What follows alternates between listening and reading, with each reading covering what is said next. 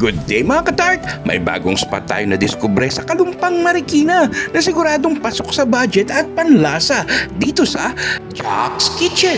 Ito na ang next food trip ng bayan nyo. Bukod sa barbecue pack ribs ay meron din silang wraps, burgers, pasta, crispy dinuguan, chicken fingers at mga rice toppings nila. Grabe! Sa dami! From tuna salpicao to fried chicken and crispy bacon bagnet, lahat yan open hanggang 2 a.m.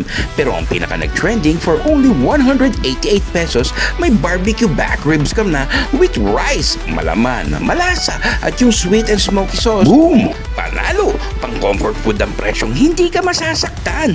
At ito pa, yung bacon bagnet kari-kari rice toppings nila sa 168 pesos. Legit! Lutong parang chicharon. Salsa pa lang ng kari-kari, ulam na. Kahit walang bagoong. Goods na goods sa gulay at creamy sauce. Nakakapitin nga sa sarap.